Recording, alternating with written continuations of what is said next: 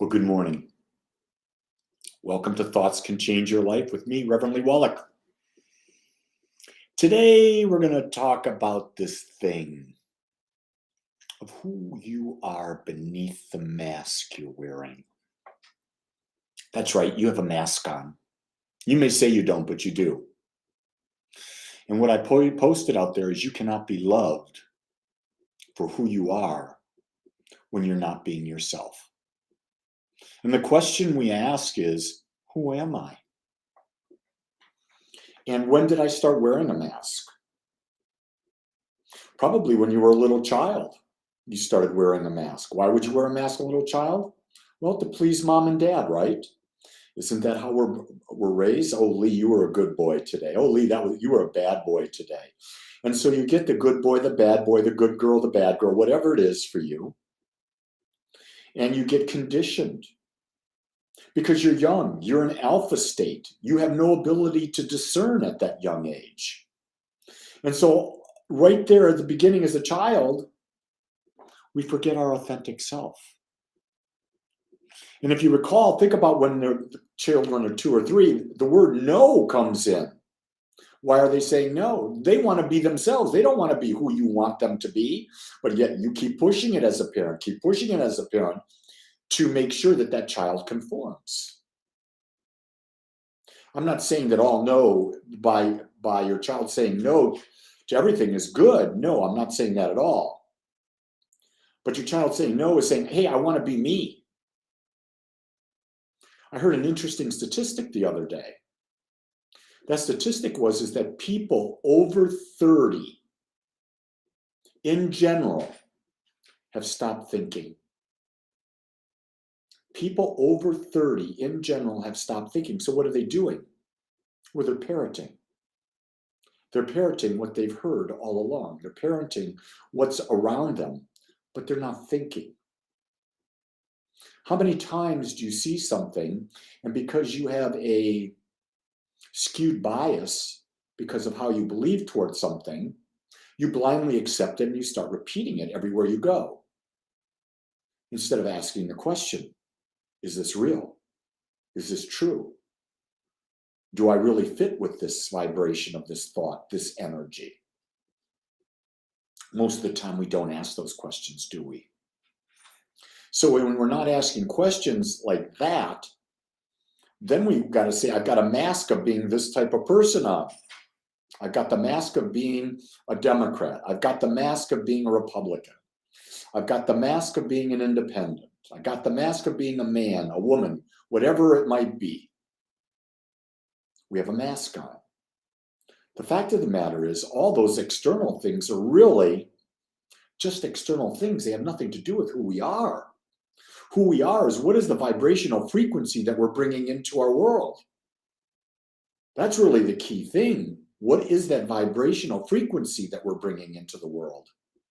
And then, can I keep this mask off and be the vibrational frequency that I am with the people that are currently in my life? Or do I need to plug into a group of people who love, accept, and support me as I am?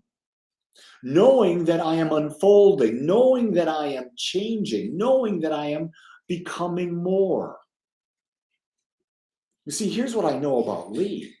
I'm being the best that I can right in this moment. I'm being as authentic as I can. But I want you to know there's more authenticity that I am going to be revealing, because I'm uncovering my authentic nature one layer at a time. I'm peeling back the onion of illusion that I have bought into through my parents, religion, school, politics, business, society. And today, more than ever, it's people, you want to know why there's so much depression? Because people have set so many unrealistic expectations by looking at this bogus stuff on Facebook and other social media platforms, where people think that these other people have the best, healthiest, happiest, joyful, magnificent, easy lives. And I'm going to just tell you, it's not true. Everyone is equally challenged and supported, just differently. But everyone has as much challenge as support and support as challenge. Most people just don't recognize it. So you'll see this beautiful woman or this beautiful man out there on the beach and everything is all great. No, it's not. They're equally challenged and supported because that's what life is. Life is about contrast.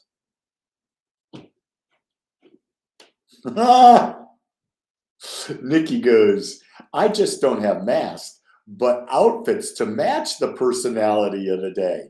Yeah, I think we all do that too, Nikki. We all do. I love that when my granddaughter Claire puts on her tutus. She's just a little princess. Now, I don't know if she's been domesticated into believing a princess, because being a princess is a pretty domesticated thing when you really think about it.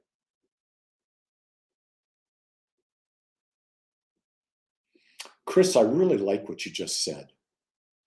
Chris said, do your practice, enjoy your life, and let the world argue and discuss itself to death. Be in the world, or don't be in the world, be of it. When he talks about do your practice, for me, that's my breathing, that's my meditation, that's my prayer work, that's my visualization, that's my gratitude. Being present in the moment, that's my practice. Knowing who I am and creating a life based on what I value most, that's my practice. Anything not associated with that is the world doing whatever the world is doing. It's the ego doing this dance.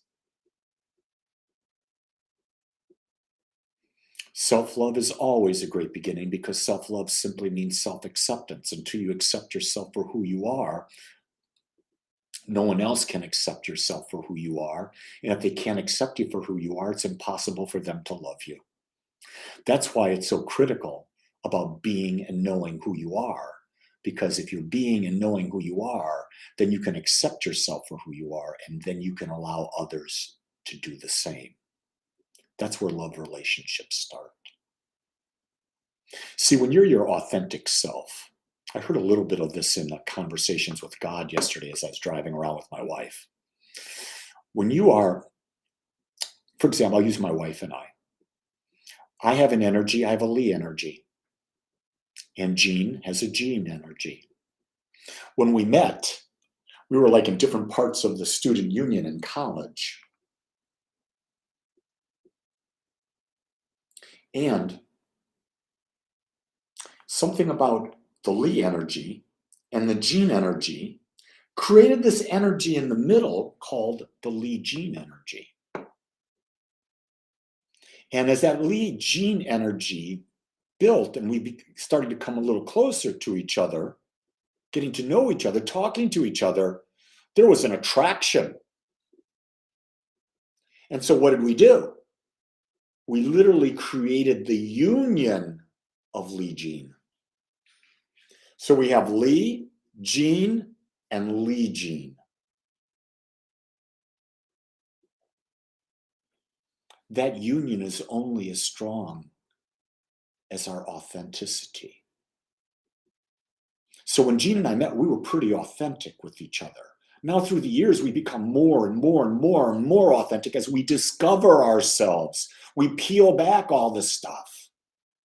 And that Lee Jean energy gets stronger and more authentic, because we're able to accept the other person because they're being themselves. This is, for me, it's simple to understand, but to practice it, it's work. This is where the work is, being yourself and accepting others to be the work for themselves. Life is so fantastic. There's so much to explore in life. That's why we've got to come back and we've got to start to think. We've got to start to ask questions. Without questions, we can't go any deeper. We can't do any further self-discovery. So I hope that why you come to this podcast every day, why you join me in what I put out for Agape, it's because I'm asking questions that are helping you ask questions so that you can discern and create your life. My job is to not know what's right or wrong for anyone. I don't. In fact, I don't believe that there's a right or a wrong. But my job is I ask questions as a teacher. I'm like a philosopher, teacher of practical living. And I ask questions. How do you fall into a deeper, deeper realization of self-love in a practical way and live in society using your gifts, creating your perfect life and sharing that life with others of like vibration? That's what I do. I'm very conscious of that. I enjoy it. I'm proud of it. And I can't wait to do it. That's why I asked the question at the beginning. What juices you? You got to figure out what juices you, and you got to do something to juice you every day. Otherwise, this life gets boring. With that, I've left you with the best question I could. What juices you? Think about that today. If you want, write a comment tomorrow as we come back together and let me know what juices you. We can discuss it. Would love to have that discussion with you. So until tomorrow, I want you to know whoever you are, wherever you are, I accept you just like you are, because it's all you can be. Until tomorrow, create a great day. Aloha.